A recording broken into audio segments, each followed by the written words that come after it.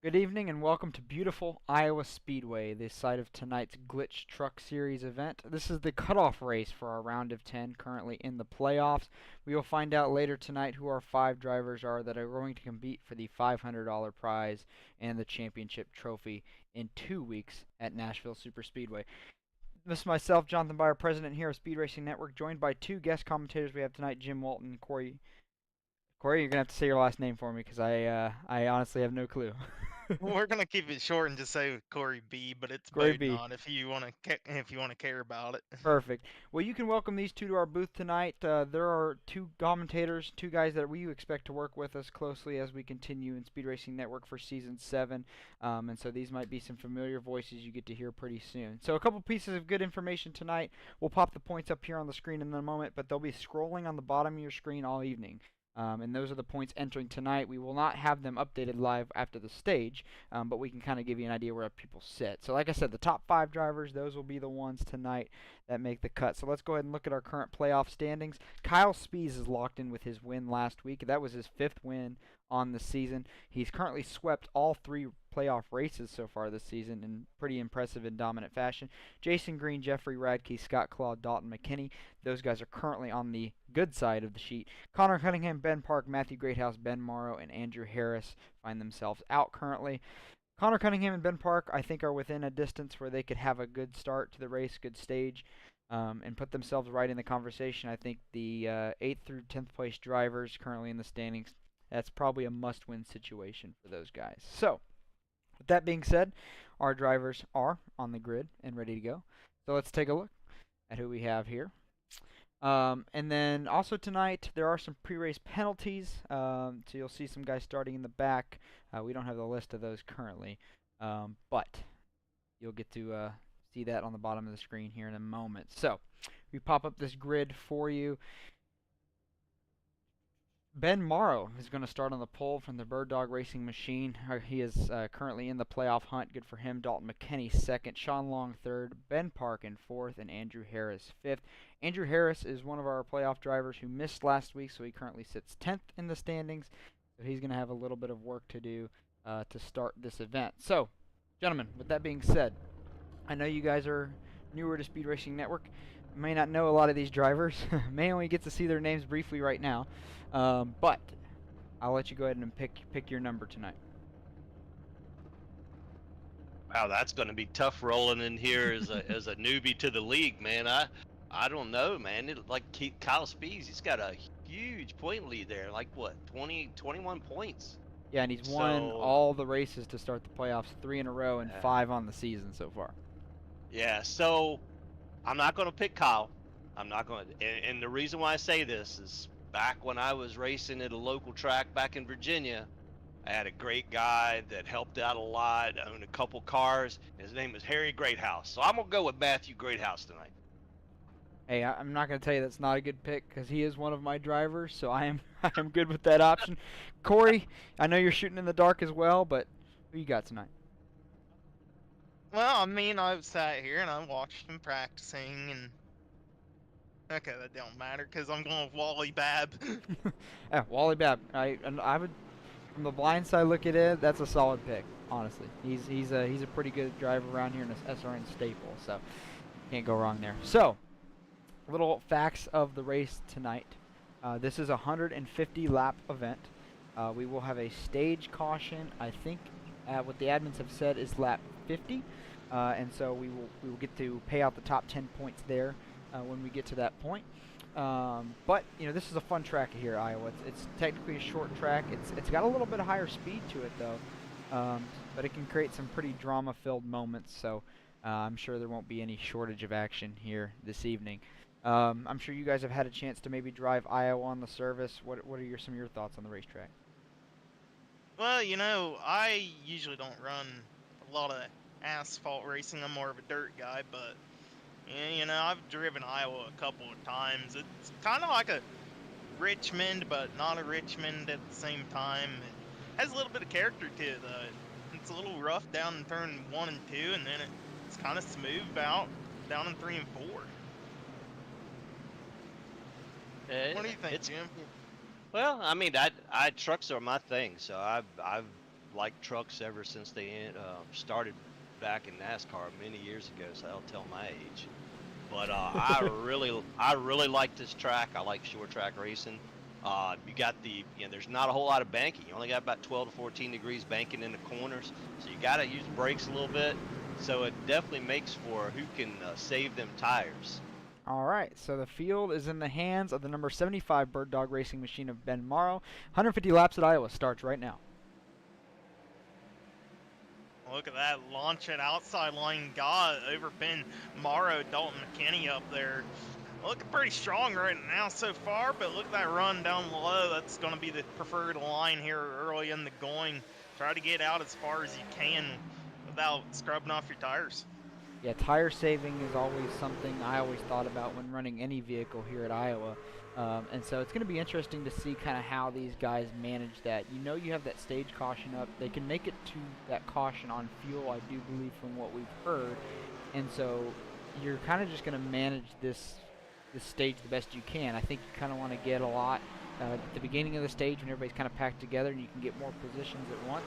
But you got to be careful not to go too aggressive too early, because I feel like in these trucks and pretty much the entire iRacing tire model, if you push it too hard in the first 4 to 5 laps, your tires they never come back to you. They stay angry the whole time. Well, this track is so hard to pass at. I mean, it's almost a single groove track until you get later on in the run, and then it all kind of depends on how loose you can run your truck. So you're going to see these guys, it's what, lap 4, and they're almost single file now. And I would be safe to say that they'll probably run like this till the stage. So you may get a couple people that may try to push it, but you're right. You got to try to get out front and get as much as you can in those first couple laps, and then kind of sit back and ride a little bit. Agree with that. A couple other little observations for you guys to keep track of our playoff drivers. They're going to have a blue banner across the top of the truck, across the splitter and the spoiler. They're also going to have that same color blue banner on their name on the timing screen on the left. So that's how you can keep track of your playoff drivers. The 51 truck, big moment off the turn there. Saved it. Good save. Couldn't quite get to him in time. We'll go back and look at that when we have a chance later. We're currently looking at Jeffrey Vickery. Or Jason Kratke, rather, there in the 8th spot. That was Vickery that went around. Back up front here, Dalton McKinney settled in the second. Ben Morrow kind of keeping the same distance on lead there. And that's another thing. We just talked about tires. We talked about conservation. We talked about how hard it is to pass. When you get the lead at an event like this, how important is it to manage that gap? Because I'm pretty sure Ben Morrow, if he wanted to, could stretch that out a couple seconds and run away. But would that ultimately cost him the stage win here in a few laps? I mean, you know, you want to stay out ahead, but you don't want to burn those tires off. It's a lot harder to save a tire as a race leader because you don't really have anything in front of you to judge momentum off of. You're just running blind just about. And it's easy to over push the truck and burn him off, but right now, yeah, he's holding a good solid 0.4 of a second lead over Dalton McKinney. Yeah, they're paying attention to the relative a lot in that scenario, so once you get out front like that, you kind of control that by watching your relative and just keeping that time about as far as it is. If they start coming up on you fast, depending on how far you are into the race, you may just want to let them go. Yeah, and that's unfortunately not something you see a lot in today's modern day racing on the service, is the I'll let you go and pass you later. And I think arguably we could say in real life racing that's not the popular way to go nowadays. Yeah. But I mean, I still think that does pay dividends, because that driver's just going to give you that respect later in the race if you guys come into the same position. But obviously, if we're talking green, white, checker, 2 to go, all bets are off. The gloves come off. You're taking every square inch of the racetrack. But I mean, 10 laps into a 150 lap race, tons of time left, right? Yeah. So battle here between the 32 and 24 is what I'm looking at here. That's Jason Kratke, Connor Cunningham. Connor Cunningham was one of those drivers who won as a part-time driver, had to race the remainder of the regular season to become playoff eligible, and did it. And so he snuck himself into the playoffs and then made the first round, which is hard because as a driver who missed 3 or 4 races, you only get those 2 droppable weeks, didn't have a lot of chance at bonus points. You know, he came in on the very bottom end of the first round of the playoffs, but was able to have enough momentum to carry himself through. So impressive that he's gotten to this point, and he's only a point out currently, so he's right in there. Yeah, I was actually just watching that little exchange there when you brought that up. They were about the only two that were racing on the track at the moment. Yeah, the rest of the field's pretty strung out. This battle here for second, Dalton McKinney, Andrew Harris, it's a battle if you want to call it, but they've been pretty bumper to bumper for the last few laps here. I mean, the lap times they're running it so similar. Last lap, Dalton McKinney ran a 24:34 and Andrew Harris ran a 24:37, and it's been just flipping back and forth the entire run. So maybe those guys just trying to keep the 75 in their sights, but obviously if I'm the 87 there, still early, not trying to push the issue for second place 14 laps into an event. Well, the 76 has kind of got it made because dirty air is really bad at this track too. So if he can manage that gap and just keep that dirty air on with that single groove, it's going to be hard for them. They may be able to catch him, but getting around him is going to be another thing. So our top 6 currently, as we kind of pan through them, are all playoff drivers. Ben Morrow, Dalton McKinney, Andrew Harris, Ben Park, Matthew Greathouse, and Jeffrey Radke rounds out the top 6. Our first non-playoff driver in the field right here, 33, Corey Stahl. But then on the backside of the top 10, we have a couple more playoff drivers rounding out. Scott Kalal in 9th, and then Connor Cunningham in 10th. We just talked about them. The entire field still running in this event. The only driver that is in jeopardy of being lapped, it looks like, is Spencer Brown in the 71, and that's because he had to serve a drive-through penalty to start this event. Jason Green is listed as out of this event, but don't see him completing a lap either. So we'll have to see if we can get an update on what happened there, because he is one of our playoff drivers. Yeah, and it is confirmed that Spencer Brown is 1 lap down, but with that caution coming out at around lap 50, just try to stay that 1 lap down and hope nobody else goes a lap down either, and you get your lap back and you're right there in contention.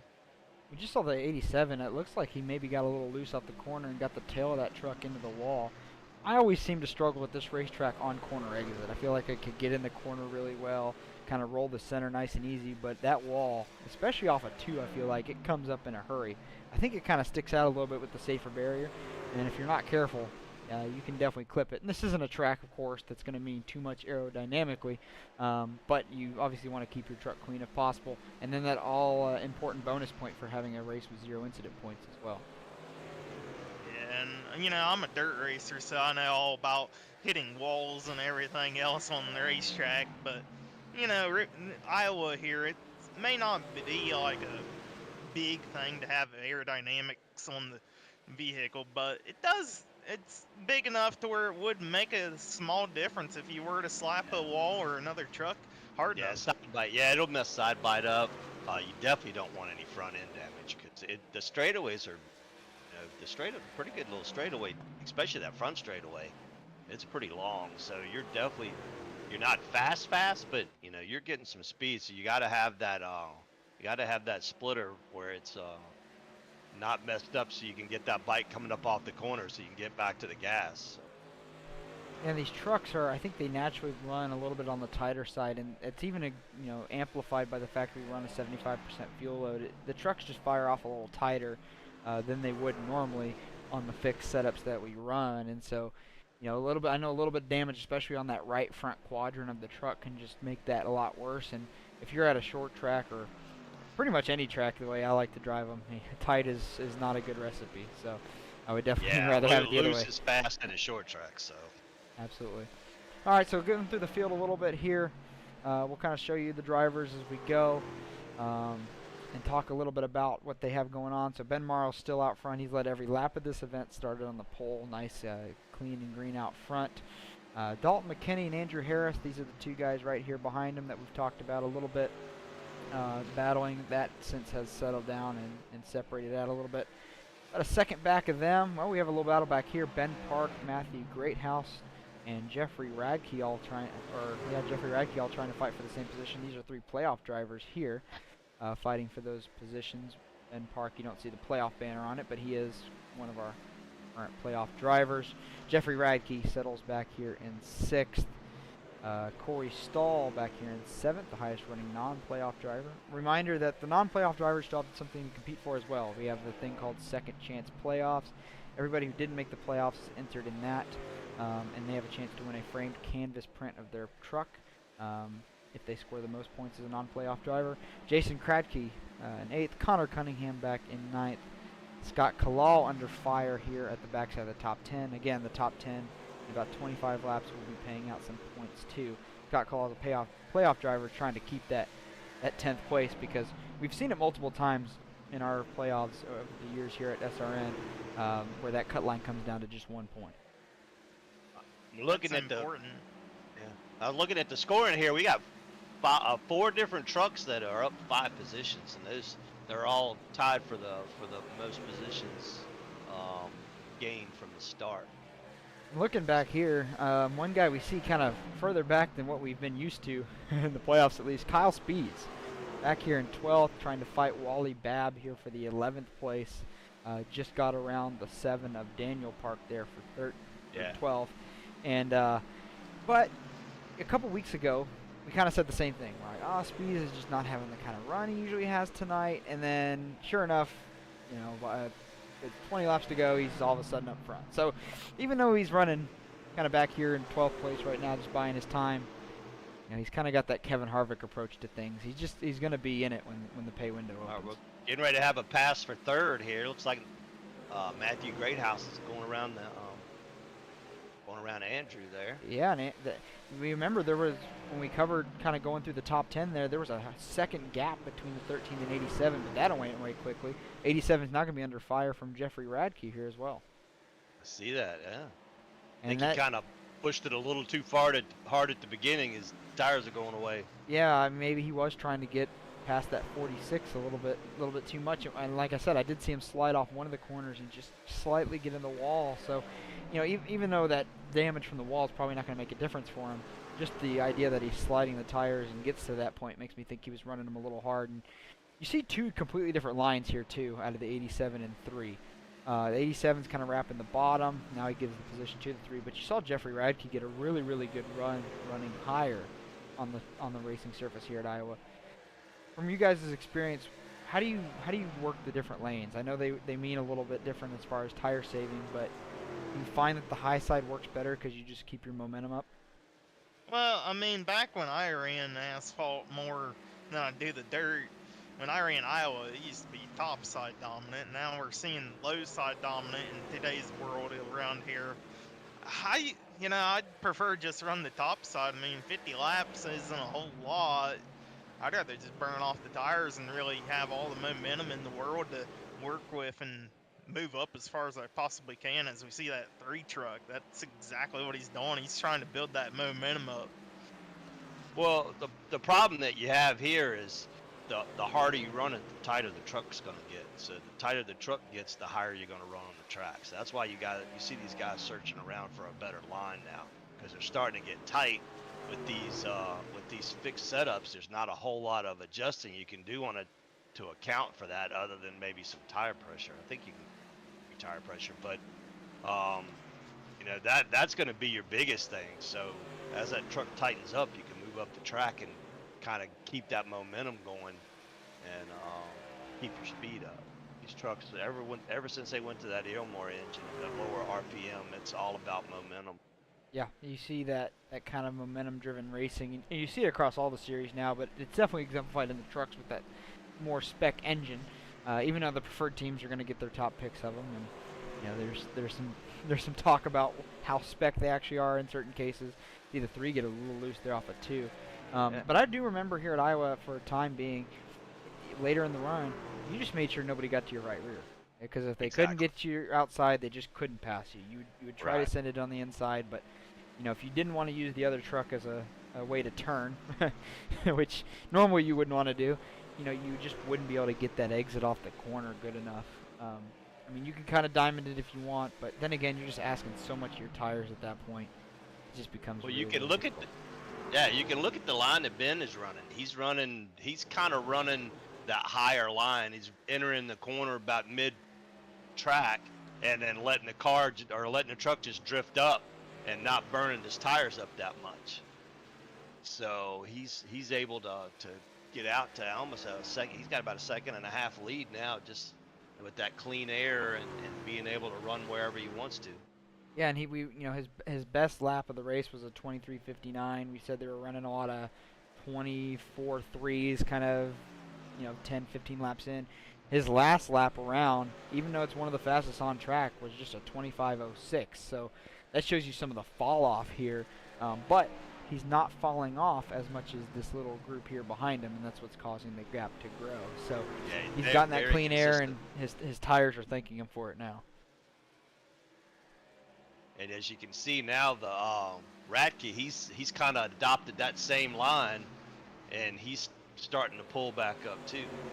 Yeah, he's been the one that I've kind of looked, and he's just been a little bit higher in the corner than everybody else. And the age-old phrasing, hey, you're just going to go where they're not. And you talked about the dirty air.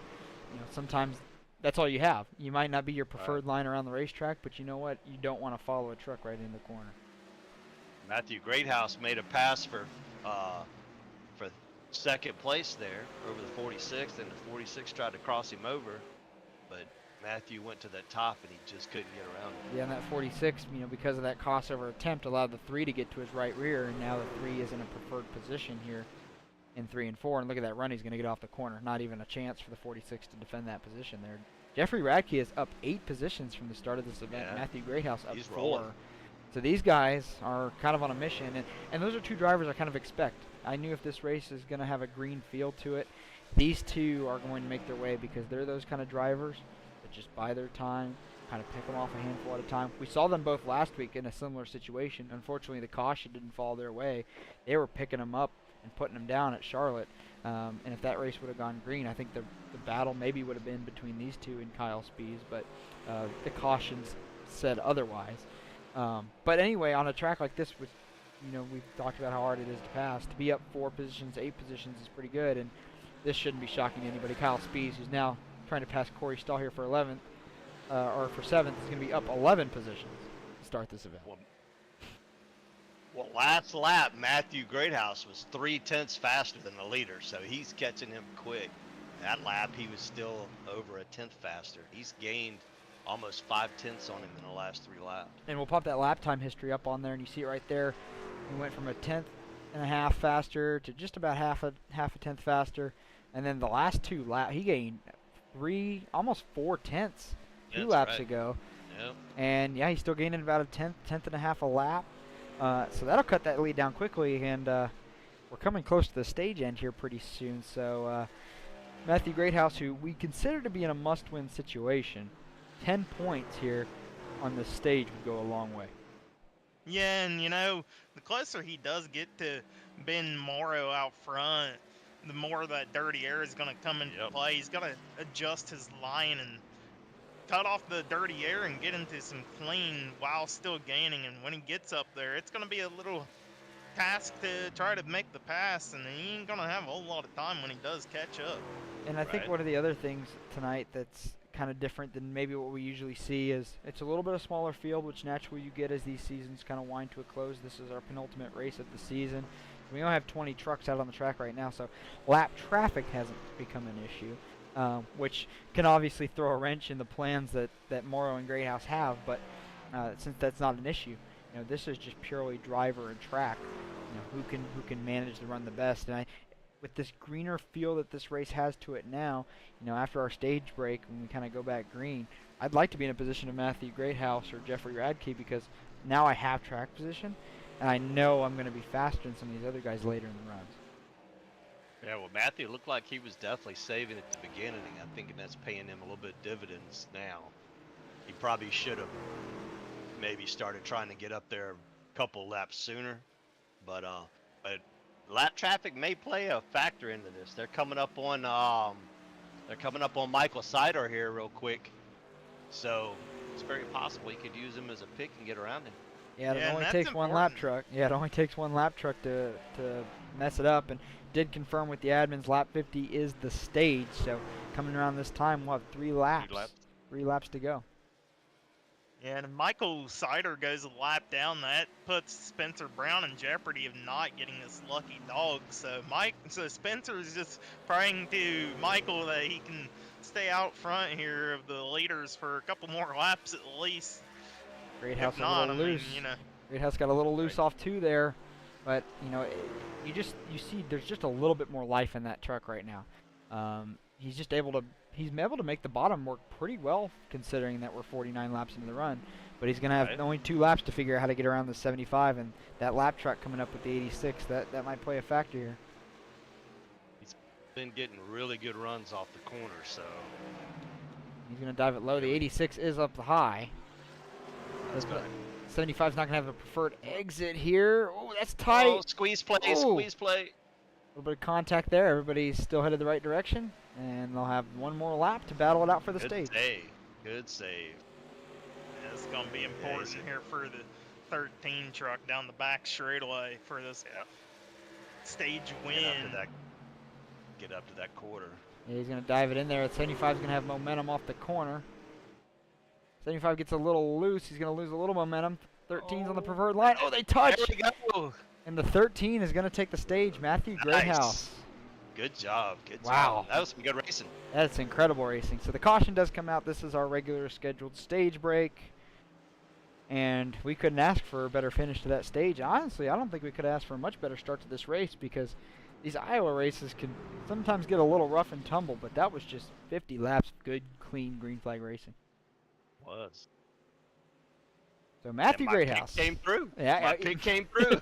He did. He takes the stage to start this event. So, I mean, we thought he was in a must-win, but those 10 points now get a little borderline where if he can keep it up front and then some of his competitors just don't have as good of a day, he's going to be okay. And then I think the most important thing is that contact didn't cost him any incident points, so he still got that bonus point for the clean race in his pocket. And so, like we said earlier, every point matters. So that could come to play. We'll talk to him here in a second after the pit stops. Let's go ahead and look down on pit road and see what we're going to do. I think everybody's just going to come down and get 4 fresh tires, and I think that's probably the only play here. Jonathan, Yeah. I have a trivia question for you. Oh, no. Who has the fastest lap here in the NASCAR Truck Series? Real life. Ooh, I'm trying to think. It's got to be early 2010s, I'd imagine. These trucks were really quick then. That's when they were racing here at Austin Iowa. Dillon. I'm going to go with It's Kevin gonna shock. Harvick. It's gonna shock you. Chandler Smith, 2019. 2019. Mm-hmm. See, I would have thought naturally that Yeah, those, the older trucks, the 900 horsepower trucks. Yep. For the race off pit road, looks like Ben Morrow got it, and Yeah. hey, that Did. first pit box. First Yeah. pit box does make a difference. Yeah, it and looks he like beat him everybody. at about a half a tenth on the quicker pit stop too. So Yeah, everybody took 4 tires and fuel there. No shocker. No shocker there. Well, I think we can go ahead and talk to Matthew Greathouse here. I'll have to run down here and grab him from my team somewhere, all by himself down there. He's the only one of our team trucks here this evening. I'm gonna try not to drag him into a million channels on his way up. Very carefully. Joining us now, Stage 1 winner, Matthew Greathouse. We're talking to you pretty early, but that's a good sign. Incredible finish to that stage. Talk us through. We all figured you were saving a little bit there to start. What was your thought process for those first 50 laps? Yeah, just trying to maximize points. I knew some of those guys would kind of burn up their stuff, and pretty good at saving tires, at least at this track. So worked out for me. The bottom worked out, and was able to go to the top, middle, bottom. Felt comfortable with all lanes. So yeah, good start. We'll see where it goes from here. I'd like to see it go green to the end. I think I'd have a good chance to win this one. Well, I'm impressed with the nice green racing we've had to start this event. It's kind of a refreshing thing, and I'm agreeing with you. I think we need to keep that trend up. So, real quickly, because we know you're going to get back to action here pretty quick. What are your plans for the next 100 laps? I'd like to mimic exactly what I just did, because if I would have got around the 75, I really don't know if they would have gotten, you know, kept up with me and that with the pace I was running. I just was able to save a lot more tires, so it worked out for me. We'll just see how this next green flag run goes to the next pit stop. So Well, and you don't have to tell us to give away all your secrets, but are you thinking one stop or two stop here? I think with my pace, I think I would have to probably stick with the one stop strategy. All right. Well, we look forward to watching it. Thanks for joining us. Congratulations on your stage win. This definitely helps your point situation, and hopefully we have your name on the left side of the sheet here when this race is over with. Yeah, would be nice, buddy. I wish we had some more green flags. I think we would have had a lot better finishes this year. So, yeah, just thanks to everybody at JBR. Thanks to Bullify, and I hope you guys enjoy the rest of the race. Absolutely. Thank you. Matthew, you're my pick, man, so you don't let me down. Right on, brother. Thank you. All right. See, you pick them, and we're talking to them already. That's the best sign there is, right? Hey, beginner's luck, I guess. I guess. And speaking of pigs, look at where Wally is. Wally Babb, our top non-playoff driver, up there in number 8th place. Looks like there's 7th. Seventh. Can't tell if he's on the top or the bottom. Yeah, but he's on the bottom, so that is 7th place. Kyle Spees up here to 6th place. So we said, oh, he's back in 12th. That's not ideal, and well, he's already up near the top 5, so shouldn't be too surprised there. So we're gonna go back, and this is kind of a repeat of the start here. The field is gonna be in the hands of the number 75 of Ben Morrow, who, until that stage end, led every lap of this race. Out front, 51 laps total. Matthew Greathouse has led the last 4. And 75 has lane choice. He picks the bottom, and he's off to an extremely good launch. Yeah, that is an impressive launch there out of Ben. That's what you need to do. Just get out front here real early on. And I know it's going to be a little under a 100-lap run to the end here. I'm hoping we stay green all the way to the checker flag. I'm sure that's what a lot of these drivers, or maybe most of these drivers, want to see happen. I'm sure a couple would love nothing more than to see a caution. We heard from Greathouse say just that. He's like, I need this to go green to work in my favor, and the kind of racing I want. But oh my gosh, back here it's such a mess. Basically from the 46 truck on back. But we saw these guys sorted out before, so they're perfectly capable. But definitely some playoff drivers back here, and not a position they really want to find themselves. Yeah, Wally Babb making a move there. Wally Babb looks like he's going to take over 6th, yeah. He is. And he's most importantly going to get away from that just cluster of trucks behind him. This is a repeat of what we saw earlier. The 87 is just hunting the 46. But we saw that was the detriment of the 87 last time. We feel like he maybe spent a little bit too much tire there running him down. He's going to have a look at the inside here, getting into turn 1. But I think that 46 is just in that perfect line on the racetrack where you can kind of defend all angles, kind of just lets that truck flow nice and easy, and I think that's going to be the best for him. We'll see if he pulls back away. Pretty strung out up front, but pretty tight still back here behind Wally Babb. Got Corey Stahl, Scott Claw, Connor Cunningham, Kyle Spees, so a group of playoff drivers right here on the back side of the top 10, battling it out for every position. And Jonathan, does it make a difference if you win? Does that transfer you into the championship? Yes, it does. We have a win and we're in system just like NASCAR, so that's why Spees is guaranteed. The spot in the next round with his win last week. We feel like people like Greathouse, Andrew Harris, those guys are in must-win situations this evening because of points. And that's why we said that, because hey, if they win, they're in, which is an incredible opportunity to have because of circumstances out of his control. Andrew Harris had to miss the race last week, and well, unfortunately, that's going to put him back in the playoff. But he's got a race for second here. Yep, Jeffrey Radke, Matthew Greathouse, and this is what we saw Greathouse do earlier. We complimented him being up 6 positions there when the stage break came out, but that first couple laps he kind of drifted back a few spots. We saw him way up high, just rolling the truck around, and then 15, 20 laps in the run, he comes roaring back because nobody's got anything for him. And if you're Greathouse, just let him go. Yeah. I see Spencer Brown didn't get that lap back, so he's probably regretting that. So. Yeah, the 86 was the one lapper that got the beneficiary of the lucky dog. So he's going to be in good shape.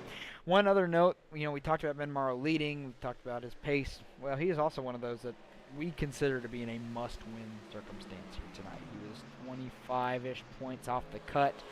And with a smaller field, even though he got good stage points, that's just going to be a really tall task. And so he might have didn't really let Greathouse have it there on that stage, but I expect it to be a much harder battle, as these two are really just fighting for a spot for the championship at that point at the end of this race. Stays up front. Yeah, and with that, I mean, if either Ben or Matthew can win this race, it's going to jumble up even the cutoff line, with Connor coming in 1 point behind Dalton McKinney and 3 points behind Scott Duvall. You got to go for whatever position you can get, even on the cutoff line, because if one of the dudes below you win, that's going to shuffle things up even more. Yeah, and I'll pop those standings up real quick so you guys can take a look. Cunningham was just 1 point out, so if he just finishes a little better than the 46, the 32, I mean, that's going to just be able to get him in. But that shifts down, like you said, if a Greathouse, Ben Morrow, Andrew Harris, somebody like that wins, then we got a whole different set of circumstances. Got a good little race back here for 12th and 13th. We got Austin DeYoung and Jason Crafty there.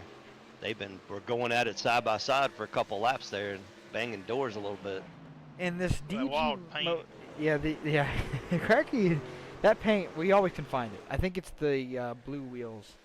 It looks like a cotton candy machine. We can always find it, which, hey, makes my life a little bit easier up here in the booth. But this DG Motorsports team, so you see the 89 here, the 86 right here. So these guys,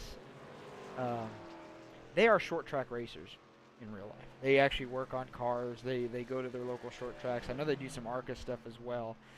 So I would kind of expect those guys to run well here, because this kind of fits their bill. But it's completely different when you're taking a NASCAR stock cars or a truck to a short track than what they're used to racing.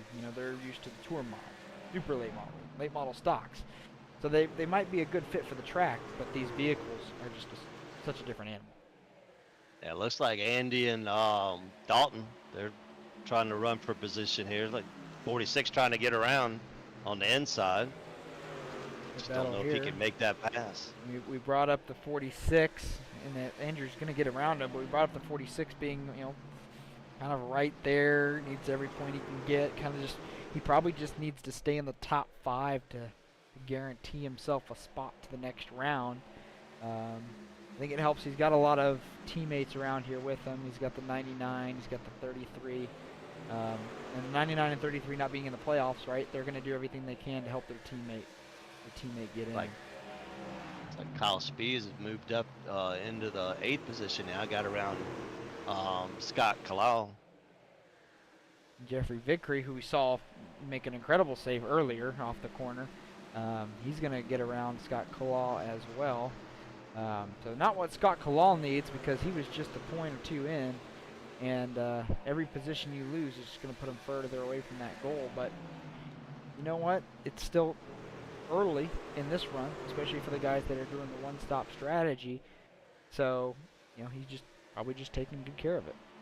Speaking of taking good care of it, back up here with Matthew Greathouse, still in 3rd, but he's keeping these top 2 right within his sight range, where he can still be in touch with it. Yeah, and speaking of taking care of things, pit stops, fuel mileage, looking maybe 90 laps-ish, if I'm correct on what iRacing showed me there on the fuel mileage. Yeah, I think that would be about right. I know we run the 75% fuel loads. I can't off the top of my head think what a full run would be, but I think that does equate to roughly correctly. And one thing to consider is we had all those laps, caution laps after the stage. So we didn't get going to about lap 56 again. And so we had about 94, 95 laps here if this goes green all the way to the end. Is it possible that somebody could save enough fuel to not have to pit? Little strategy, eh? I mean, strategy definitely could work. I always think about that, and JBR, my team, Matthew Greathouse, drives for my team. We always talked about all the time. Sometimes it was to our own detriment. We always tried to find the best strategy. We'd always be talking about fuel mileage, tire saving, and hitting at the right time and stuff like that. It truly does make a difference. But sometimes you can overcomplicate it, and you dig yourself in a hole. So, not saying anybody's going to do that here, but it's possible. Well, that's when it's nice to have a crew chief or somebody spotting for you, because they can make sure that you're not out of it too much and saving too much to where the point you're not going to be able to catch back up. Yeah, and I think pitting here, you don't quite go down 2 laps. I think it's like almost a 1.5 lap delta. Obviously, when you come out of the pits, you're going to be a lot faster, so you're not going to keep losing ground to the leader. But that's something to think about as well, because if you get pinned a lap down and there's a caution, that's an uphill battle for you the rest of the way. So pretty tight back here for 5th. Yeah, within almost 30 laps, they're off the pace a second and a half from the start of the run. So it doesn't take a whole lot to wear those tires out. So if somebody comes in and actually gets tires, if you stay out more than 2 or 3 laps, you've done killed any kind of lead that you had on them. Yep, exactly. I mean, we talked about there's almost a 2-second difference in your fastest lap and how they were running the end of that run. And Right. 2 seconds a lap adds up. And if you have that somebody does not at the end of the race, even though if you're not giving up a lap and have to pit, 10, 15 laps, 10, 12 laps, that gap doesn't matter anymore. So that's Right. what you have to think about on the strategy, and that's what makes it so fun and so interesting. But if you're somebody like Scott Claw, who's in, just kind of sitting back here, not pressing the issue, kind of running mid-pack, you're probably able to save a little bit more. And obviously, the more fuel you save, the happier your tires are going to be, because generally you're not going to be stomping on the loud pedals. Yeah, Jeffrey 46. Radke is checking out on Ben Morrow. Dalton McKinney, man, he's running that Kyle Larson line, man. He's up against the fence. Hey, trying to find any way back around this 87. I feel like these two have been the battle all evening. Right. But 2 of our longer tenured drivers here at Speed Racing Network, two guys with incredible ability on the surface, and so it doesn't surprise me that they're going at it. But yeah, real tight off the corner, but you see the run he gets down the straightaway. Now, because he's being wound up, he's a little bit more in the gas. I can't imagine that'd be the best on fuel mileage. So probably not trying to save in the driver's seat of the number 46. Yeah, probably knows something that we don't, and that everybody may just have to make a pit stop anyways, so might as well just push the issue, try to get that track position before you make a green flag pit stop, which at this track, it's a little tough. It's a hard left-hand corner into pit road. You're going from about, maybe 140-ish, 145 down to 40 mile an hour. Yeah, pretty tight. And, if we go down here and look, this is the pit entry view right here. And so you see how you have that curved front straightaway, but you have to cut it even further to the left because the pit road's actually pretty tight. There's a pretty big infield grass section here at Iowa. But then on the back side of the pit lane, and where it gets a little tougher, is there's this, it goes through turn 1. There's a little curve in pit lane. And those little curves in pit lane, you see it at Martinsville, you see it at places like Phoenix. Makes it a little bit easier to speed. Yep, a little bit easier to speed on pit road. So something we'll have to keep an eye on when these guys are ready to make their pit stops. So you guys just missed a good battle for 11th and 12th here with Austin DeLong and Gregory Thurlow. They were battling it out there for a couple laps. It looks like Austin was actually able to get back around him. Looks like it, and it looks like now Austin's going to go to work on the 32 with Scott Kalaw. I was looking up here a little bit. These guys just won't leave each other alone. The 46, the 25, the 99. What I was about to say there was, if you guys had to make a pit stop, are you going to run it as far as you can? Are you going to try to split it halfway? What would you guys do? I mean, I like to leave a little bit of room on the table to make that ground back up. You gotta at least give yourself this track 25 laps, give or take. Yeah, I'm thinking about that. That would be the way to go. I was always wanting to stay out a little bit longer, but I seem to get bit by some of the guys who always decided to split it in half. Yeah, that's where what I was talking about earlier comes in. You gotta play the odds of how much time you're gonna lose on fresh tires versus the old tires. So usually, once anybody in the top three starts coming in, if you don't come in within the next lap or two, you're losing way too much time at a track that loses this much time over the period of 100%. the run. Man, this battle for fifth is a good one. Dalton McKinney, Right. Kyle Spees. Kyle Spees, in case you missed it to start this event here this evening, we've had 3 playoff races. Kyle Spees has won all of them. He's won 5 races this season, and just has gone about it the right way too. Has not, wrecked anybody to win. Has just good hard racing, putting themselves in good position. We used to just talk about Kyle Spees back on the super speedway. He's just one of those guys that just has the ability on the super speedways to just always be in the right spot at the right time, seize the air, what have you. But this season, he's been able to put that complete package together. He's won on all kinds of racetracks. I mean, he won at Charlotte last week. He won at Homestead the week before. So both mile and a half, but completely different mile and a half. And so, coming here to Iowa, there's a good chance, he's going to find himself maybe up front here. He's only about 3.5 seconds back of the lead. A lot could happen. He wins at Iowa, man. You're talking about 3 completely different racetracks that you're winning back to back to back weeks. There's really not much more impressive than that. I bet you if you look at his lap times, they've been very, very consistent. Oh, we could take a look at those lap times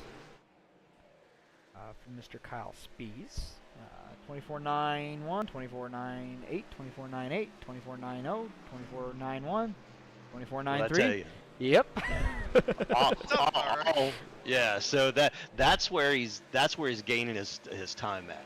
Being consistent, running the 24.98 and then turning around and running the 25.20, every couple, you're not really helping yourself out. So if you back it up a little bit, just make consistent runs, you're always going to gain time on a track.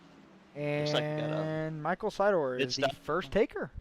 He was the one that got the lucky dog earlier. He's got a little bit of right side damage on that machine, but he's going to be the first one to give it a little pit road test here. Obviously, we know he can make it to the end on fuel from here, but he's going to be on the best tires out there. So you'll see too. You'll see these cars that we're not even talking about start passing the leaders and wondering what the heck is happening. That's just how much faster those guys are on those fresh tires. Spencer Brown now, he's the only other car that was a lap down at any point in this race and still was 1 down. He's going to come down and get his service. Andrew Harris, this is the first one of the leaders down here to come get some service. Well, I think we failed to mention that we had a pass for the lead. We had Radke moved into the lead there. So you got around Ben Morrow a couple laps ago. Well, yeah, with so much going on, it's hard to catch it all at once. But Andrew Harris, Scott Kalal, 2 of our playoff drivers on pit road. Here with about just under 60 laps to go. Coming to Andrew Harris overshot the pit box a little bit, had to back up. It didn't cost him too much time, but every second matters. Yeah, that little bit of a mistake here on Yeah, the money stop. Yeah, that cost him about 6 or 8 car lengths. And for all intents and purposes, this is the money stop, right? They can go to the end on fuel here. This race has a very clean flag run to it. I mean, I kind of say they stopped a little early. I mean, that to me, I would have got on the other side of halfway, but that's just me personally. So we talked about the bobble the 87 had, and he was on the pit road at the same time here as the 32. The 87 spent 2.5 seconds longer on pit road than the 32. Oh, wow. That's, so, 12 car lengths? Yeah, and we just saw, literally just right over the line, threw it in reverse, backed it right up, but that cost him 2.5 seconds. It's crazy how much that can happen. Wally Babb now. He's the next one of our takers to come down by himself this time. So my pick. Curious to see what the leaders are going to do here. They're still pretty tight here on the racetrack with each other. Oh, Radke's coming this time. Looks like Kyle Spees is coming this time too. So if I was the leader, I'd be coming in next lap. Yeah, because now at any point you're going to be giving up so much time. Exactly. We got a spin on the front stretch. Spencer Brown, he's down in the grass. Should keep it green here. Yep, no yellow. And we will. Man, but as soon as they dive down, all these guys started hitting the pits. Walter Lepicki's coming down. Ooh. a little wide there. I wonder if he was carrying a little bit of speed there. Got on the brakes. Looks like he's on pit road safely. Avoided the barrels. Great House is on pit road. But Ben Morrow does not come right after the leaders, but I think Great House knows I got to go now. Yeah. I think Morrow is definitely, if he don't come this lap, he's really going to do himself in. On the low line here. Nope. Not coming this time. I think he's thinking 45 to go here. That's what my guess is for Ben. So Great House, one of our drivers that's been pretty fast all evening. Won stage 1, getting 4 tires and fuel. Looks like nothing out of the ordinary in that stop. Corey Stahl, Dalton McKinney is in this time. Gregory Thurlow's in. So it looks like we're getting about 2 to 3 guys coming down a lap, which honestly I won't mind because it keeps pit road not as congested. It's easy to get in your box, and it's going to keep this green flag field going. So Austin DeLong now is coming down this time. That's going to leave about 7 drivers. The top 7 drivers have not made their pit stop yet. So Ben Morrow, Jeffrey Vickery, Connor Cunningham, Ben Park, Jason Crackey, Sean Long, Dan Park. So one thing to notice, the 75, the 1, and the 7 are all on the same team together, and they all have not pitted yet. So this could be a team-wide strategy, which I remember from my days of racing on a team, we always tried to kind of split the team up, because if you all do one thing and it doesn't work strategy-wise, well, the whole team has a bad points day. And we do keep track of team points, and there's a team championship, and every point matters there too. So you kind of want to split it up, but it looks like that whole Bird Dog Racing team is basically going to do the same thing. Well, you figure the first lap out on new tires, Great House was almost a second and 3/4 faster than the leader. That's a huge difference. Huge. Kratky's going to come down, so that's going to leave 6. And then again, the 3 Bird Dog Racing drivers, and Connor Cunningham out there as well, who filled in as a substitute on Bird Dog Racing a couple times this year. So he kind of falls in that same boat. Sean Long, and there's our first Bird Dog Racing components machine. Ben Park's going to come down with Sean Long this time, so it's going to leave Ben Morrow, Jeffrey Vickery, Connor Cunningham, Dan Park out there on the racetrack. So I'm honestly surprised with how fast Ben's been all day, how him and the 3 and the 13 kind of separated themselves, that he just wasn't going to play along with them, because you're always told if the leader's fast, you're going to do what they do to put yourself in a position to have a chance. Not saying he's not going to have a chance now, but like you said, he's given up almost a second and a half now per lap. Yeah, he's then given up over almost 5.5 seconds. That's a huge difference. By staying out. Yeah, just a handful of laps too. Just a handful of laps. And he was only a little under 2 seconds in front of Great House when he came into the pits. So that's going to really be a detriment to him, I believe. And the only thing these top 4 could probably hope for would be, hey, if there's a caution, because all those other guys are trapped a lap down. But you're seeing, like, even past Connor Cunningham, we saw Kyle Speeds behind him a second ago. Look how far he's already out in front of him. That's the difference on those fresh tires. Right. I mean, we talk about seconds, and I know the people that understand racing understand the seconds and how that equates, but just the visual of it's crazy. Because, that 25 half a lap ago was right next to the 24, and he is now almost half a straightaway ahead of him. So that visual's shocking, but that's the price you pay staying out on these older tires. Yeah, at this point, Ben's pretty much made his bed. He's got to stay out. He's got to stay out and hope for a caution. Run it all the way, or is he one that's maybe? Hey, I can make it all the way, possibly. But I think if more people knew they could do that, I think we would have seen more people try it. Especially the guys that were in a must-win situation where, hey, it's all I got. You figure they're going to have to make they're going to have to make up a lap and 3 seconds. So, I mean, there's 40 laps to go. Is it possible? Kinda. But those guys are running as hard as they can, trying to catch up. There he comes. Here he comes. Peels off. So we put the track map on the screen for you so you can see where that 75 is. Ooh, he's getting a little hot there, but did make it down to pit road speed, it looks like. And the car we're going to be looking for there on the track map is the 3. You see him coming out of turn 2 right now into the back stretch. So he's going to get his lap back, and then pretty much when the 75 comes off, we'll see what that gap looks like. Remember, the 3 and the 75 before the pit cycle started were battling for the lead. So this be a really good gauge to see what, I would say, what, about 12 laps, 15 laps on the tires looks like? Yeah, 13 laps on Radke's tires currently, and 12 on Great House. So we'll see how much of a difference that 12-lap tires are going to make. You see it on your screen. It looks about half a racetrack. Yep. Yep, 3 just crossed the line, 75 was in the middle of the backstretch. So on a 25, we'll say, average second lap time, maybe 24 and a half, that he basically lost 12, 13 seconds. Yep. He's a half a lap behind now. Yep. So we'll keep the track map up there for you. They are the car numbers on the map, so you can kind of keep track where you guys at. You will see the gap, the close between the 75 and the 3, because obviously the fresher tires are going to make a difference.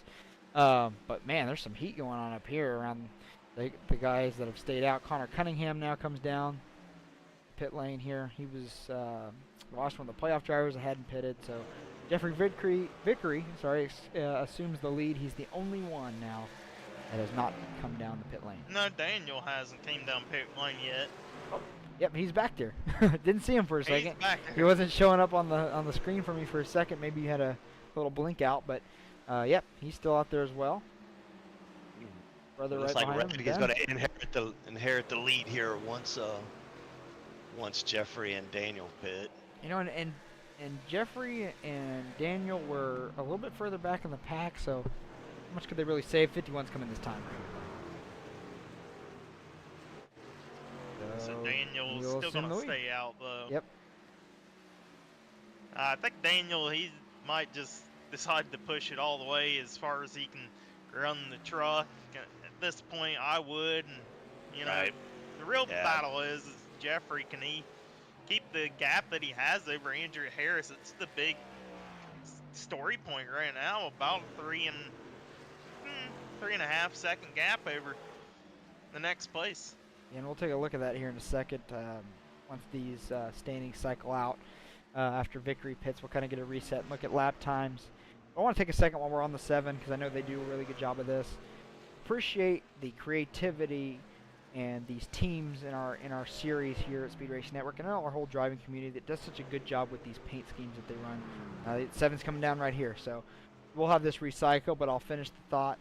This looks like one of the throwback schemes he ran this year. We had our throwback week at Darlington, and over half the drivers in the field had some kind of custom scheme, and they were all amazing. Last week I know we had some trading paints issues, but a lot of drivers were running some patriotic schemes out there. And a lot of these teams, operate off real sponsorship to pay their entry fees, and so they get the sponsors involved on some of these schemes. It's just a really cool thing, and it's always been a thing that the teams in SRN do really well. So wanted to give them a shout out for that because I know how hard they work on some of those things, and you've seen some of the paints out here this evening, including the one here on the 3 and then the one here on the 13, which I'm going to obviously take credit for. I painted that one, but they do a really good job. In the meantime, Great House has done gotten around Andrew Harris, and then Kyle Spees is getting ready to do a little bit of work on the 87 as well. They've been battling it out the last couple laps. That was real tight off turn 2 right there. That was close. Yeah, the 86 almost just spun right there in front of them too while they were battling it out. Yeah, we don't have, like I said, smaller field. We don't have too much lap traffic kind of playing a factor, but you position a lap truck at the wrong place at the wrong time, it can really create some havoc. So 51 just got his lap back. Obviously, he's going to pull away from the 3. He's going to be on about 20 lap fresher tires, but we can go ahead and look at some of the lap time history here between the 12 and the 13. Not the 12 and the 13. 3 and the 13, 3 sorry. and 13.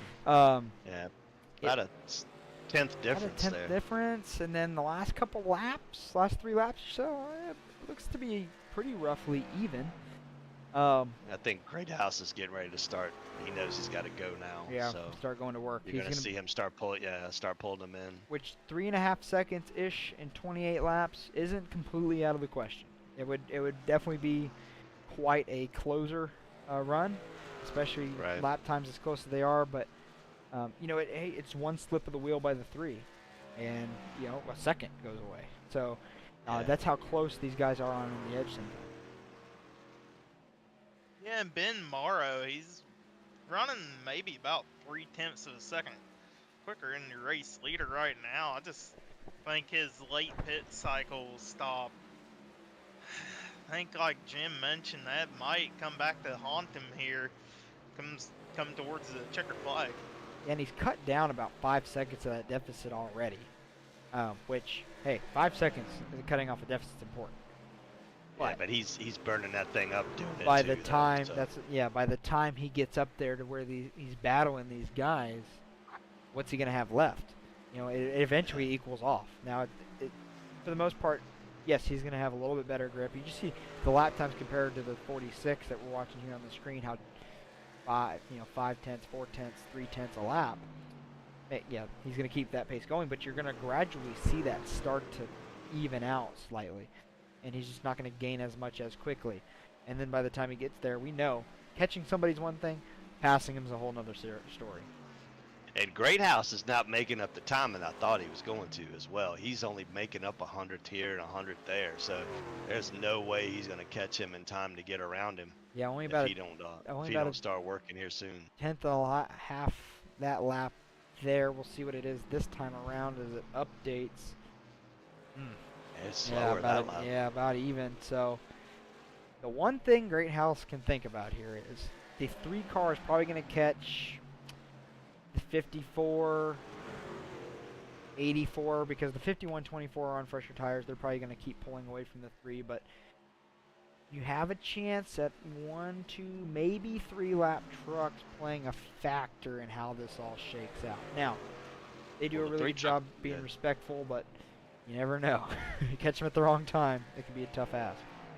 Yeah, so the 7's pulling away from him. He had to battle him there for a little bit. So that probably cost him a little bit of time there. We saw 1.29 on the last lap. We'll see what it looks like this time around. Just the delta on the scoring pylon looks like it's less, and indeed, that was 2/10 that lap. But he's going to need more than 2/10, I think. Yeah, he's gonna have to pick it up. And they're, like I said, the 54 and the 41 have pressure tires. I don't think lap traffic's going to become an issue in 22 laps. The 86 is coming back down the pit lane as well as the 71. We saw the 71 take a slide through the grass. Maybe he's just going to strap on an extra set of tires for a little bit of research and development here. The 86 has been on pit road multiple times. I think once to fix a little bit of damage. So those guys have gone into research and development mode to try to better their program. I know DG plans to be around the SRN products for quite a long time, so we look forward to having them back in all our future endeavors. They also race in our KSP series you can catch here on Wednesday nights, and so they're going to use the rest of this time to kind of work on their program a little bit, gain as much information as they can. But looking back up here, yeah, just not a big enough gain. That last lap by the 13, just over 3 seconds back here with 20 to go. And 75, he's made his way back up to the 3rd position here. I think he has a shot at getting to 2nd with Matthew Greathouse, but for the lead, I think that scenario, unless we see a late caution here, that's out of the window.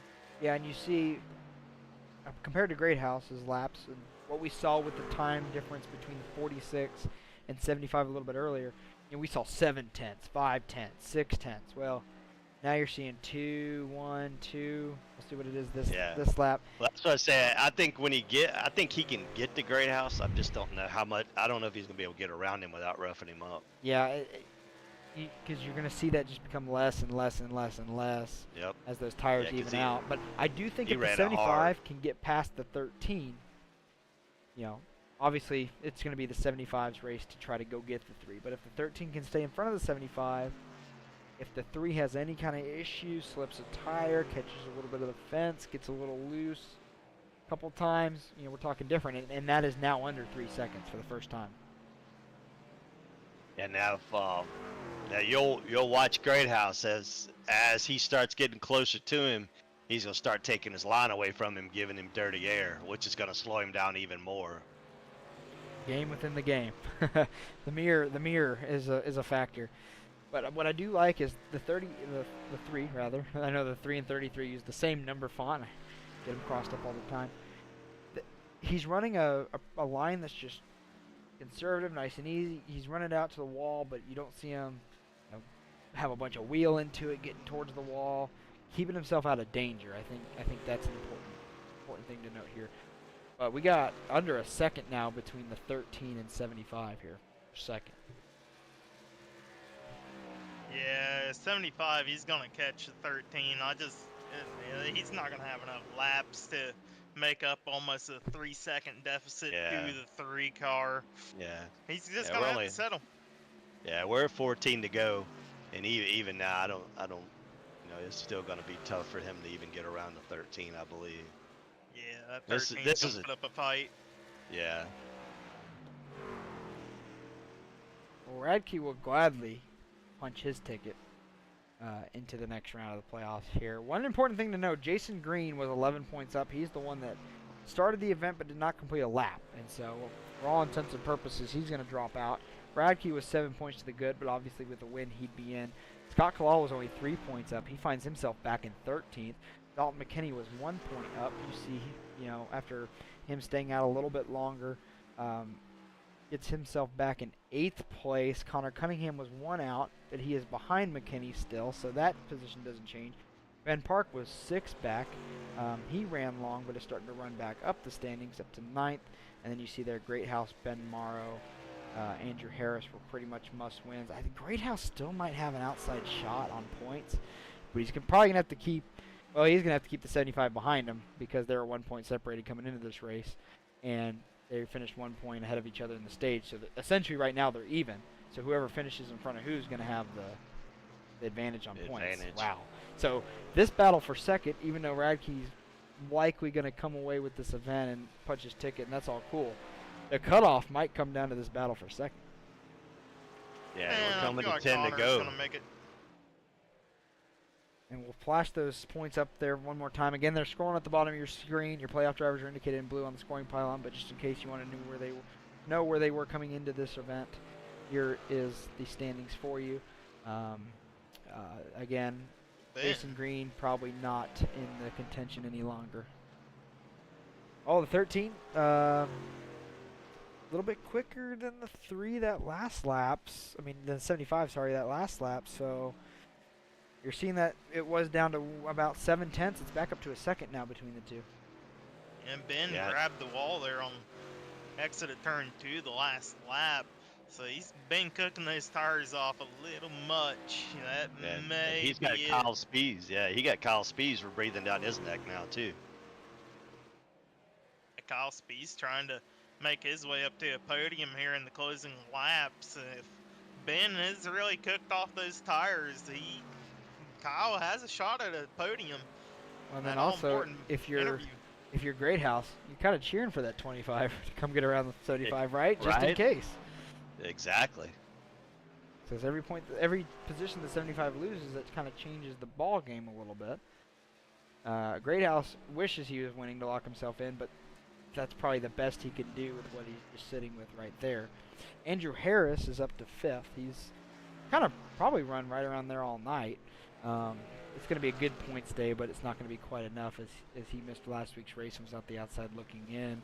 We talked about Ben Park, ran it long, was on the same strategy there as the 75, almost went as long as he did. He's made himself back up to 8th place, which is good for him because he was right there on points. I think he's going to get above the 55 truck, and that'll be okay for him. But back up front, Jeffrey Radke, it's been about 3 seconds now, the gap from first to second for roughly the last 15 laps. Got it. Good little battle going on here for 13th and 14th with Sean Long and Scott Kalal. Scott Kalal, one that needs every position he can get, we think. Okay. Now it looks like Daniel Parks rolling up into that mix. And he's going to be on the freshest tires here in this battle. Yeah, he should be able to make this pass without any problems. Well, he thought about 2 for 1 there in the corner. I don't know if he could have cleared the slider. He thought about it. I know he thought about it, but it's like, maybe not. He maybe thought a little bit better of it. Slide job. Well, there he goes. He finally gets it. So still a 3-second lead for Jeffrey Radke up front. Still about a second between Great House and Morrow, and about another second between Morrow and Spees. So we saw the 25 run some good laps there, and it looked like he was catching the 75. Now it looks like they're all about evened out. Yeah, I think they've all done kind of wore the tires out now. They're just kind of hanging on for dear life. And we could be couch racing here, but if if we were to go back, that 75, I just believe he probably should have pitted there with the 3. If he'd have done that, he'd have been fine. But he finds himself in Yeah. 3rd, and it's going to be a tight points race for him. Yeah, I Yeah. mean, knowing that you went the first stage with no cautions, you kind of had to bank on the fact that Ooh, there oh, was a good chance it was going to go green.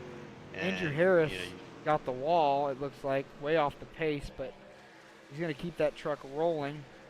Not going to cause Now a it don't caution. matter. The 3 just wants to get to this white flag as quick as possible. It looks like he has. He's now on the backstretch. What a performance by Jeffrey Radke. He was last year's champion in one of our series. You know, he always comes to play, and it seems like he finishes every season with a good couple finishes. Jeffrey Radke's going to win here this evening at Iowa. Great House is going to come home in 2nd. Ben Morrow 3rd. Kyle Spees, another top 5 for him. And then a big gap back. Corey Stahl is going to round out our top 5. We'll get the whole finishing results here in just a few minutes. We're going to let everything cycle out on timing and scoring. Looks like the 87 truck was able to finish this event, but obviously that's not going to be what he needed. As far as 11th place, looks like he's speeding off somewhere here, so there might be maybe some touch of frustration here. We'll find out here in a minute, but he was definitely in a must-win situation. We would have to think. Yeah, he's headed somewhere in a hurry. I don't know about that. I think he's just frustrated he hit the wall. Oh, yeah. Not going to do anything there, but give us a show. Jeffrey Reike's going to burn it down on the front stretch. Somebody else was out there on the front stretch as well. Couldn't quite get a glimpse of who that was down there. I think it might have been, it wasn't Matthew, That's but Ben's out Ben there. Morrow's down there, so I don't know. I don't know what's going on there. But anyway. He wants a picture. He wants a picture with the smoke. And so Jeffrey Radke is going to come away with this one. We're going to talk to him here in a second. But before we do, we're going to let him and Ben and all them migrate their way up to our broadcast booth waiting room. Before that happens, we'll go ahead and let you guys run down the finishing results here. So I'll pop those up here for us momentarily, and eventually they'll pop up. And there they are. So if you guys would, I'm going to go ahead and gather everything up and start crunching some numbers. If you guys will read out our top 18 finishers tonight. Well, I went back and looked at the 87 truck, and it looks like he did get into the wall there a little bit and kind of on his own. So I don't think he was mad at anybody but himself. But tonight we have Jeffrey Rackley coming away with the win. Matthew Greathouse second place, Ben Morrow in third, Kyle Spees in fourth, Corey Stahl in fifth. That's your top 5. With next would be Wally Babb, Ben Park, Austin DeLong, Jeffrey Vickery, and Connor Cunningham. And You the wanna get final those 10 there was Andrew Harris, Dalton McKinney. He had a good run all early on in the race and fell back. Daniel Park with that late pit stop, able to rebound up to 13th. Sean Long, Scott Khalil, Jason Kratzky, Gregory Thurlow, the last truck on the lap. Then you had Walt Lepicki 1 lap down back in 18th. Michael Sider back in 19th, 2 laps down. And the unfortunate drive-through for Spencer Brown. He'll come home 20th, 4 laps down. And, of course, Jason Green in 21st. He didn't even take a lap. Yeah, and that's ultimately probably going to end his playoff chances, unfortunately. Good news is the race results have populated already, so I will likely be able to get points out during the broadcast. But let's go ahead and find Jeffrey Radke somewhere. He exists, celebrating with his team. Let's drag him up here and talk to him. Jeffrey Radke joining us now in the EPI Victory Lane SRN Glytch Truck Series booth. Jeffrey, congratulations on your win this evening. I mean, you just tore him apart that second half of the race. strategy was on the money. Talk to us about your race, and were you worried that the 75, the 13, those guys that pitted a couple laps later were going to be able to come back and have a run at you at the end? I was a little worried, but not too bad. I was looking at fall off mostly. Once the tires got to a certain point, lap times evened out. It was about 2 seconds or about a second and a half slower than what you could do with a new set. So I just kind of looked at my fuel gauge and waited. I think I had 20 laps left. Usually around when it's pretty high, guys like to try and run it out a little further. So I was counting on that and making up some time on them on the back end with the fresh tires. So this win obviously punches you into the championship 5, which you're no stranger to. It does take place at Nashville Superspeedway. We're off next week for the Week 13 break, so you have a week and a little bit of change to think about it. How do you prepare for that Nashville race? Just the same things I do each week. Log some laps, study the data, check everything. Uh, Probably get with my teammates a little bit more. Dalton, see, hopefully he makes it in. Kyle, Spees, we can work together and bounce some notes off each other. But I like Nashville. If I recall, last season I think I finished second to Dalton. So probably got a little bit of work to do. Yeah, and so we definitely look forward to that event. I mean, Nashville Super Speedway has put on some great shows in Speed Racing Network history, so we really look forward to that. Talk about, I guess, one more time before we kind of close off, and we'll let you thank people at the end. Talk to us about kind of this race. What did you expect going in? Obviously, we had a caution-free event outside the stage. I don't know if that's kind of what you were expecting. So, based on your expectations, did you have to change strategy at any point? How'd you go about attacking this race? Well, the worst part I'd say was my qualifying effort. I would have liked to have qualified a little higher than that, but the strategy and everything played to a T. Usually Iowa races do go caution free. If the stage wouldn't have been there, the gap to second would have probably been a lot higher. I agree. So, before we let you go, obviously you have an incredible support in your team. Who would you like to thank here this evening? Genesis Technologies, they're the name on the side of the truck. They helped me get through the season. All the guys over at Threat Level Midnight. You for putting on the league and giving me something to do every Tuesday. My wife, of course. And I think that's about it. All right. Well, congratulations on your win this evening. Back in the winner's circle. Always good to talk to you. We look forward to seeing you compete for that $500 championship here in a couple weeks. Looking forward to it. Have a good night. Congratulations. Thank you. Jeffrey Radke, winner here this evening. All right. Jim, you're up for number 2. Matthew Greathouse is joining us here in the booth. Matthew, how you doing, man? I'd be better if I was one position better, but I can't really complain. I see that. Looks like the tires run. You lost the tires there a little bit earlier than you did that first run.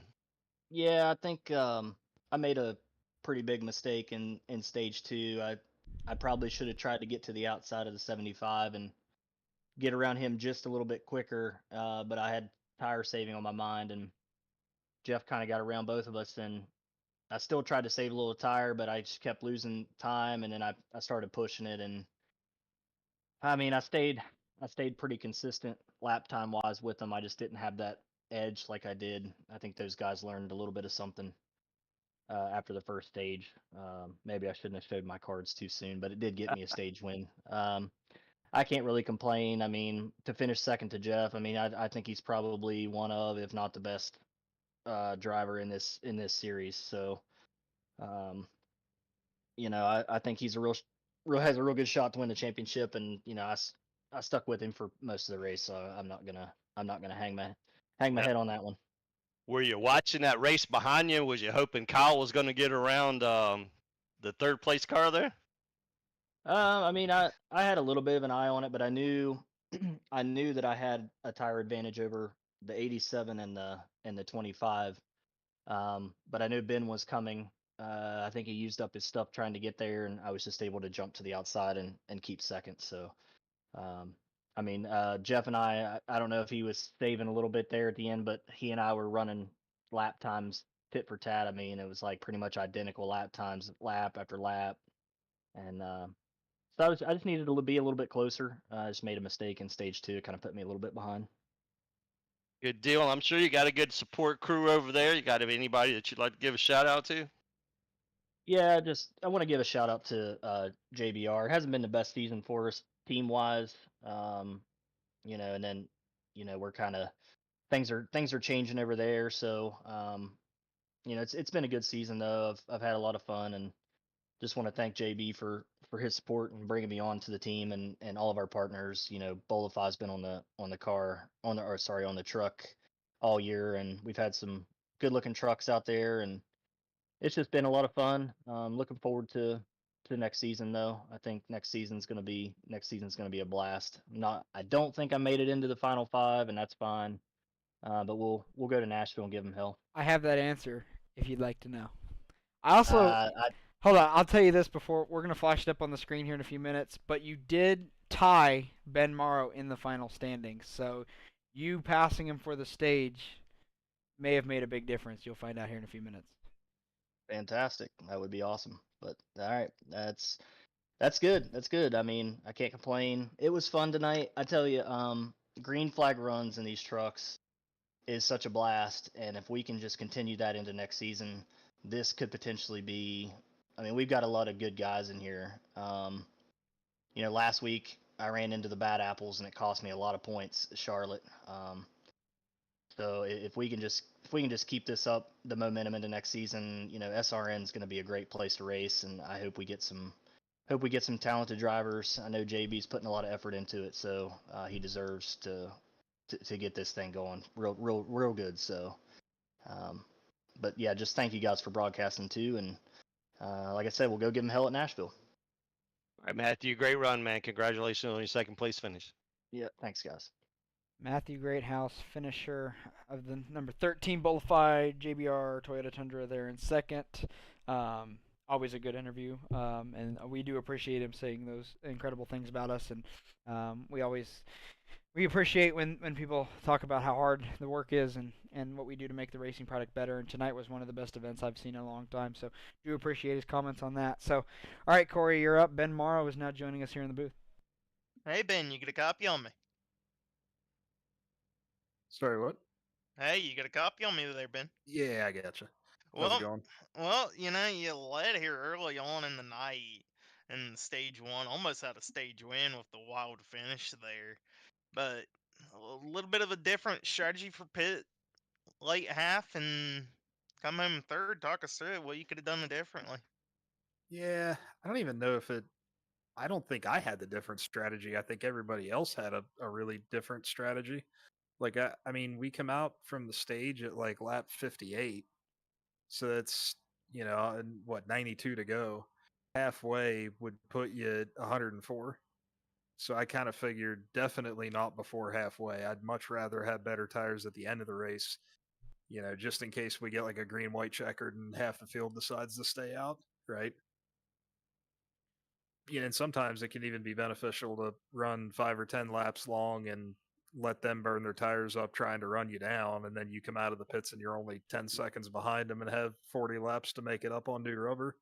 And normally that's the way it goes. Like I've lost I don't know how many races to Josh Balliet that way by me trying to split it in half and him always running like until he's out of fuel, coming out on new tires and just flying.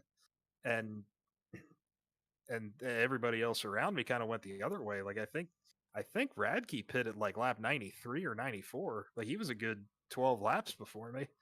So I knew he was going to have a really big head start when I came out of the pits, but I mean I should have been a second faster than him every lap. And I have no idea how he managed to make that set of tires last 60 laps when the first set he hardly got 35 out of. It was really impressive. I do have an answer on that. He came in on lap 99. You did 111. Yeah, so I mean, okay, well, I was a few laps off there, but I mean that's still a 12 lap difference. Like he ran 51 laps and I ran 39. And at the end, I mean, granted, I was pushing really hard trying to get the time back, but at the end, he was still just as fast as me. Like I was only a 7/10 of a second behind him when he pitted. Like I would have thought for sure at the very least staying out till 104, 105 would have been the fastest way. Which maybe I didn't save enough on the second run, but it's just weird that, I mean, the first run I really didn't save anything before the stage, and that's why I fell off. There were 10 to go. That's kind of what I put in my mind, is like, well, I can drive like a maniac for 40 laps and not have to worry about tires. So like, count it backwards from 150, pit at 110. You know? Yeah, absolutely. I mean, that's a good strategy. It's probably what I would have done. Yeah, I don't know how it didn't work. I mean, like I said, I could see where, it's possible to make a set of tires last 50 couple laps and still be good at the end. But as hard as he was running whenever him and I were close at the beginning of that stage, like I didn't think that he had a shot at it. Like I've never seen anybody push hard the first run, pit early, and then make the second set last longer. Most guys go at it like hold people up as much as you can, which is kind of what I was doing at the beginning of the second stage. Save your tire, make them use theirs to get around you, run 3 laps longer than them, let a guy go if he's just really overdriving it. And then on the second run, start out 4 seconds behind him and just yard him, So anyways, I was close.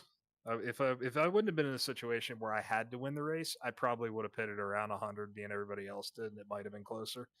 But it also, what came in to help push me into that situation was the thing that 18 people were a lap down on me, and if we'd have happened to get a yellow, that would have been freaking awesome. Yeah, and even with all that, I mean, you should still maybe I didn't. I come have the out answer, here somewhere and in sixth and he's point. gonna find out here in just a moment. You did Oh, tie no. Matthew Greathouse in the standings. I'm not gonna say where you guys were. And that battle to the stage was ever more important. And we talk about it all the time. Every point matters. But we'll go ahead and let you go. But before we do, anybody you'd like to thank from your camp here this evening? The Park Brothers for sure for inviting me over here. I've had a great time this season. My friend Bajesh that builds my computers for me, who helped me figure out the issue I had last week and the issues I'm still having, which his tips kept the computer running for the whole night tonight. All right. So there we go. Well, it's a pleasure talking to you. Congratulations on your third place finish, and you'll find out your fate here in the championship here in a few moments. Yep, thank you. Absolutely. That was Ben Morrow, third place finisher this evening. So, because you guys were so great at covering the interviews, I was able to crunch the numbers on the points. And I have the answer. Before we get there, do you guys have any hunch on what you think may have happened? I feel like Connor made it. Okay. Where did Connor finish?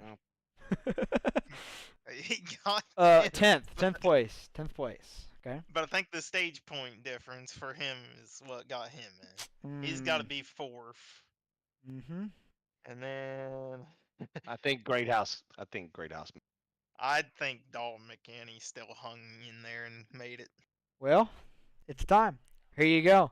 Kyle Spees, Jeffrey Radke in by wins. Matthew Greathouse, Ben Morrow, Dalton McKinney in on points. Out, Jason Green, Connor Cunningham, Scott Kalal, Ben Park, Andrew Harris. Matthew Greathouse and Ben Morrow both had the same amount of points and finished third and fourth. 5 points up on Jason Green on the cut. Dalton McKinney, 1 point less than those two, was 4 points up on the cut. Look at the first 4 drivers off the cut. 4 points, 5 points, 8 points, 9 points. That's what you want to see. That's what you want out of these playoff systems. I think more importantly, to get to this playoff standings result this evening, we had a fantastic event that went caution-free outside of the stage. We had good racing, good battles all the way through. You had comers and goers. We talked about guys that have had a hot start to the playoffs. We talked about guys that had not, but used some creative strategy to get there. And even though Matthew Greathouse, Ben Morrow used completely different strategies, had a fantastic finish to end the first stage, they end up in the same exact place. So that just goes to show you kind of how racing goes sometimes. There's a lot of ways to get there and a lot of avenues. But, man, with those top 5, we're going to have an incredible race here in 2 weeks at Nashville Superspeedway. It's definitely stacking up to be a great race toward the end.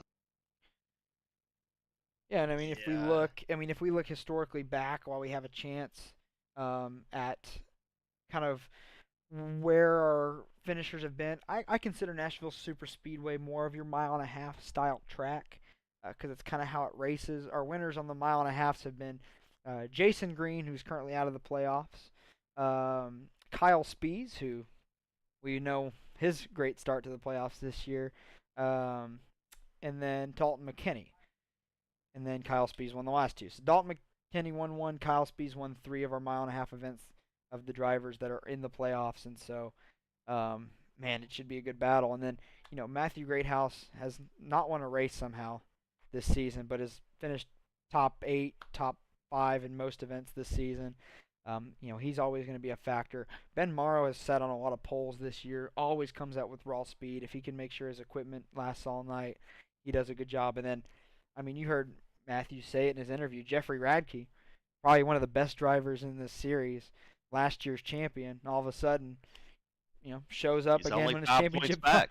only shows up Yeah. when it's championship 5. So, these points will reset next week, and so all those guys next week, those top 5 you see there in the green, will be battling for the championship. And like we've said before, the championship does pay out a $500 prize. But everybody you see here on the screen in our top 10, they all will receive their championship payouts next week as well. Those guys that are on the right that didn't make it, their points will reset as well. They'll obviously reset lower than the top 5, and then so they will battle for their finishing positions from 6 through 10 next week as well. And so there's still a chance for Andrew Harris to move up a couple spots, and every couple spots is a few bucks, and it makes a difference at the end of the day. So we take a week off next week. It's week 13 break. Here on the service, we don't race on that week because that's what they call build week, and the service can get kind of touch and go. So we don't really run anything on that. Racing. We don't run anything on that week. We'd love to host a fun event on that week at some point. We're kind of planning some stuff like that, so we look forward to having that happen. But what I've popped up on your screen right now is the information for our Wednesday night series, which does have 3 races left. It takes a week off for build week as well, but tomorrow night we're taking the Tour Mods to their home of Stafford Speedway for 80 laps. We take that week off. We come back June 12th. We take the late model stocks to South Boston for 100 laps, and then we have our own version of the Snowball Derby on June 19th. We take the super lates out to 5 Flags for 120 laps. The information's there on the screen if you'd like to join. The series is still open for accepting new drivers. Just reach out to us here at Speed Racing Network if you'd like to join that. We've had some incredible races, smaller fields, but incredible races so far. Our last 2 races actually in this series went caution-free, just like tonight. So things you love to see, a caution-free race at Myrtle Beach and Nashville Fairgrounds. Something you don't really think about saying here on the iRacing service too often, but it's been really good fields, really fun, so we look forward to that. So with that being said, that is going to conclude our evening. I guess I'll leave it up to you guys. You guys have any final thoughts? I was gonna ask. I just sent you something. Remember the Oh yeah. the race that I talked to you Go about? ahead. You mind if I mention Absolutely. Go ahead. it? I'm not sure, who's watching it may know him, but Russ over at Nitro Racing, he spent the better part of the last year battling cancer with his wife. Sadly, we lost her a few weeks ago, and we have put together a race for her. So it's going to be the first annual Tanya Beauvais race. It is going to be an open setup race for the trucks at Homestead. And that's going to be on June the 29th at 9:30 Eastern Standard Time. We try to make it to where it's kind of out of the way for most of the races, so anybody that wants to participate can. I'm going to be posting that out on most of the social media platforms here. It'll also be in the Nitro Discord. And then it's going to be a $10 entry fee. And then if you want to give more, you can. He has some astronomical medical bills that we want to try to help him with. Russ has been a great ambassador for the sport, and he's just a great person. So we want to try to help him out and see what we can do to help a fellow racer out. And I know what the Speed Racing Network community is capable of, and they always show out when it comes to things like this. So I popped the information there up on the screen for you. Take a look at that. Save that date. More importantly, it's going to be broadcasted right here on Speed Racing Network, and so you guys will be able to watch the race here. But obviously, we do really strongly encourage anybody that wants to participate. Homestead's a great track. It's a really good track for the trucks, so it'll be a fun race. And then you'll get our fine selves broadcasting it as well here at Speed Racing Network. And and we'll have some cool giveaways and stuff that we're going to donate as well. So really looking forward to that event. And we want to thank Jim for bringing that opportunity to us, and let's help our fellow iRacers. So with that event, and I'll leave that up on the screen while we give our concluding thoughts. Jim, your concluding thoughts for the evening of this race. I thought it was amazing racing. I mean, it's I know we usually kind of go green here, but these guys battled it out, all from the front of the pack all the way to the back of the pack. So they had some great racing. Had a great finish to that first stage, with Great House and got the other guy's name now, Ben Morrow. Yep. So they're definitely going to be two guys to watch in 2 weeks when we get to Nashville Super Speedway. I appreciate the invite and can't wait to work with you guys next season. Well, we enjoyed having you tonight as well. It was a fantastic event. I talked about bringing you guys in here to kind of get to know us a little bit, get to see a little bit about our product before we head into Season 7 and bring you guys on board. And I think this is as good as an introduction you can get. So really appreciate you being here, help us this evening. So, that's your final thoughts. Corey, what are yours? You know what? I thought this was a good race. Would have loved to have seen something wild occur, like an Andrew Harris win and really shuffle something up on the playoff board. But, it's good to see one of the front runners still take home a victory and a race at Iowa. And, green flag, other than the stage yellow, that's pretty good for 150 laps, 20 trucks on track. Yeah, absolutely. It's and that's the product that we're trying to get back to here at Speed Racing Network. Greathouse alluded to it in his post-race interview.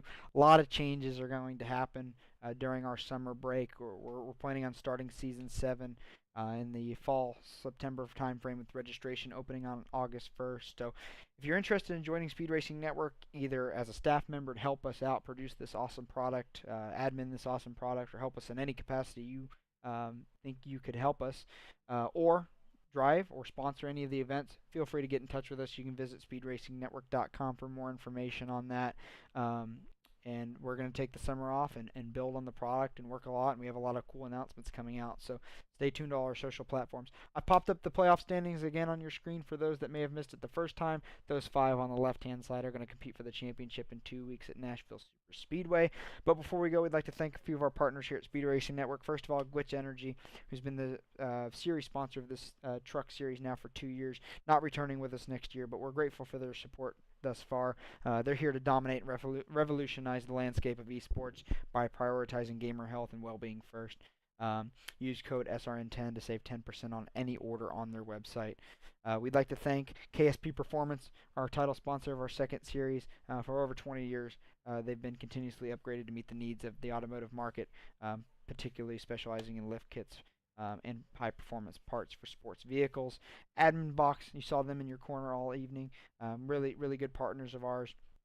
Admin Box is built by iRacers for iRacers to make race control as easy as possible. Trust me, if they can make it easy for me to do it, anybody can do it. You can use code SRN-BOXX to save 10% on your order as well. We are currently looking at adding partners to that list for Season 7. So if you're interested in becoming a partner here at Speed Racing Network and we can grow your business alongside ours, we'd love to do so. Please feel free to get in touch with us. But on behalf of myself, Jonathan Byer, the president of Speed Racing Network, Jim and Corey, we appreciate you spending your evening here at Speed Racing Network. We hope that, first of all, our thoughts are with everybody that's been affected by these severe storms throughout the country. I know we've been affected here at Speed Racing Network headquarters. There's been a lot of weather throughout the Midwest, and our thoughts are with those people that have to rebuild. But make sure you take care of yourself, take care of each other, and we'll see you in 2 weeks at Nashville. Yes, sir. Thanks for the